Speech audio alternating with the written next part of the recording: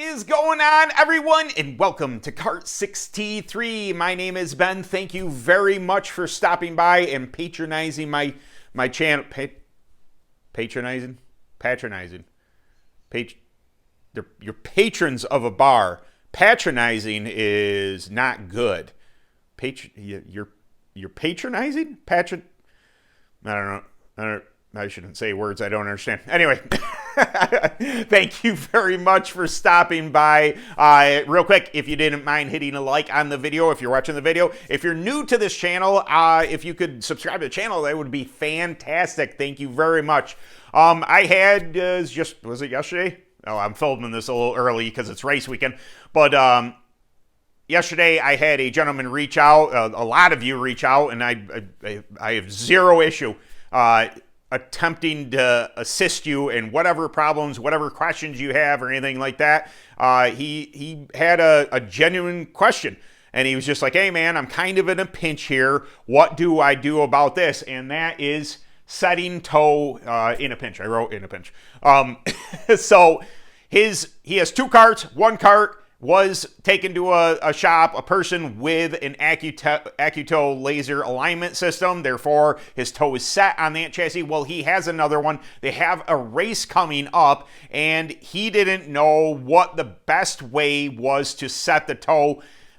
Honestly, with not having any equipment or anything like that. So I have set tow some pretty wackadoo ways throughout. I used to be in a, 10 by 13 little tin shed that I bought from Lowe's. And that's what my cart was in. A picture I put up in the community post a while ago. I didn't always have this barn. I didn't always have this equipment. I didn't always have these things. So what ways, can you set tow in a pinch?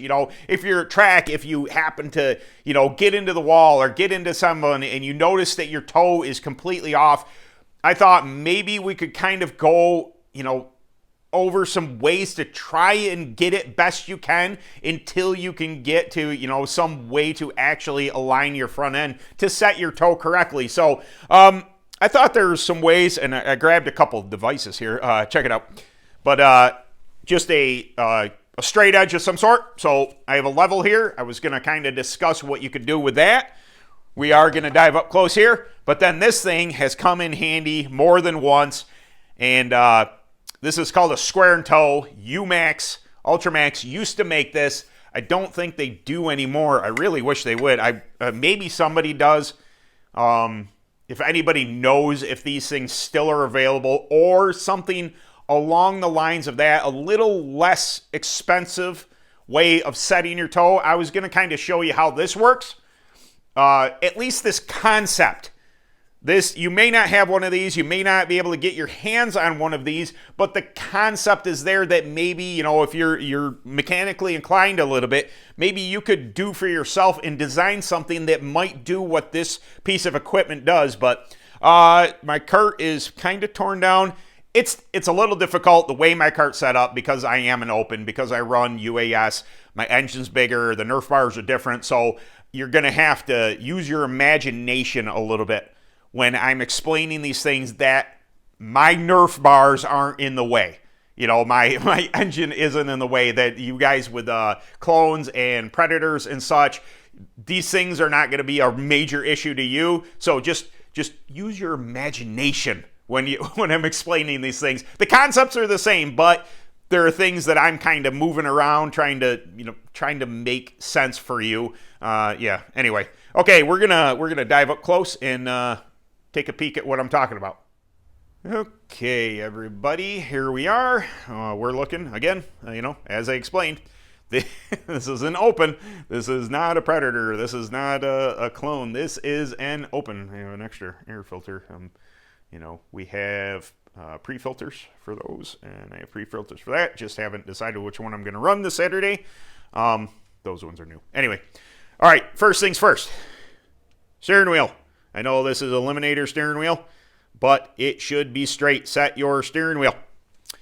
We're going to come down here, and in general, this should be lined up for the most part, kind of straight up and down.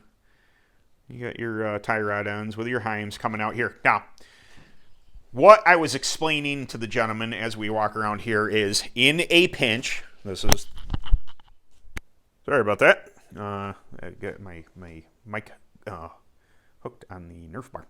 Anyway, for the purposes of in a pinch, you want, you can't even see it here.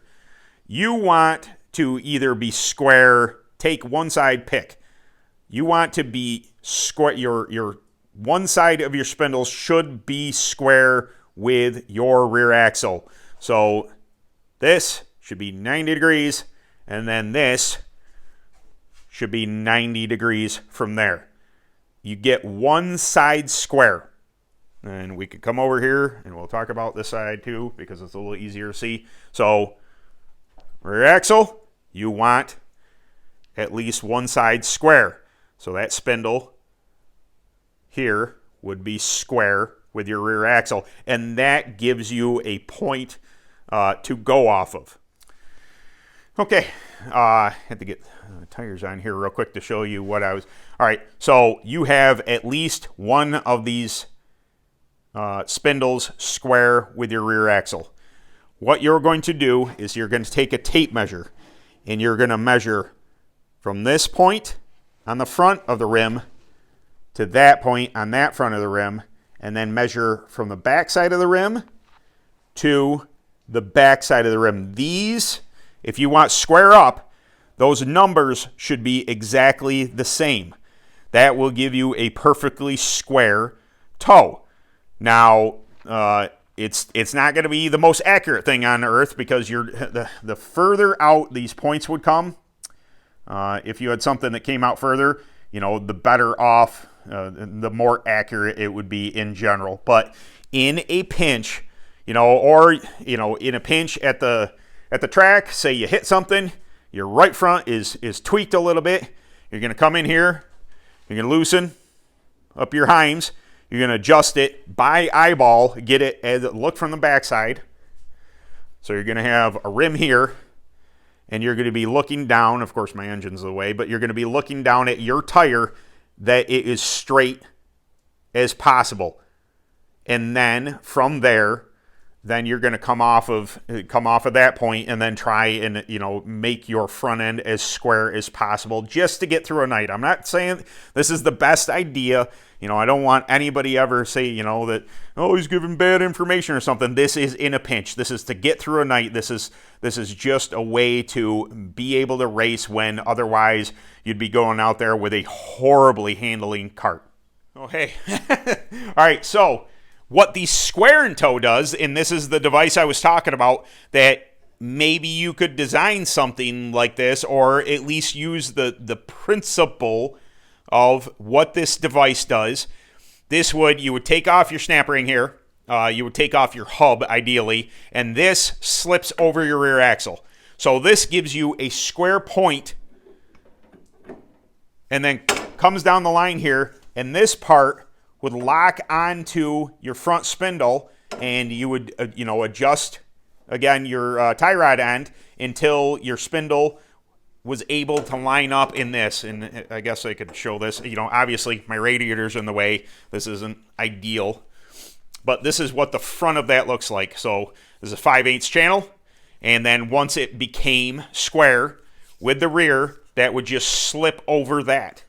Now, for setting the toe with this square and toe, this side, you would take off your rim and tire, and you take off your hub, and this would slip over the 5/8, and then it would lock on there, and then you would be able to measure with this long blade and this long blade, this point to this point, much like the rims I was talking about. So it's going to give you a more accurate, front end alignment than measuring the front of your rim to the back of your rim, because it's extended out further than the rim. The rim's only going to be here. These are extended even further. So it's giving you an even better layout for getting your toe correct. And we came over on this side only because my engine is in the way, but this is not ideal either. If anybody's ever looked at an offset chassis, your left rear and your left front are offset from one another. This is better done on the right side but for the concept of this, my engine isn't in the way. I wanted to at least show you. So imagine we are on the other side, that you have a clone, you have a Predator, you have something that isn't in the way, you know, like my open engine is.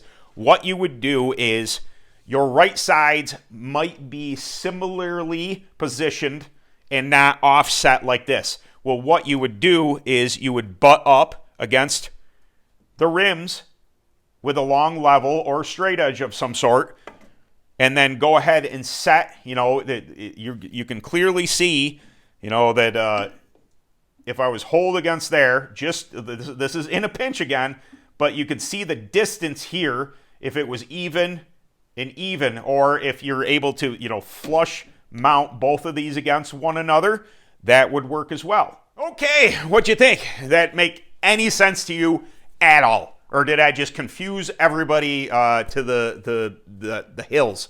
That's very possible. Sometimes I wonder if I'm a good teacher or not. Those who can't do, teach. Isn't that the saying or whatever? I don't know. I know some teachers that actually knew what they're talking about, so that can't be true. Anyway, I really hope that did help some of you. I know for all you, you know, all you out there, like, just get it done correctly. I agree. If you can get your hands on an AccuTow system or something along those lines to properly line up your front end, to properly set your toe, that is the best way to have it done. But not everybody has $400, $500, $600 to just drop on this. Maybe you have a buddy.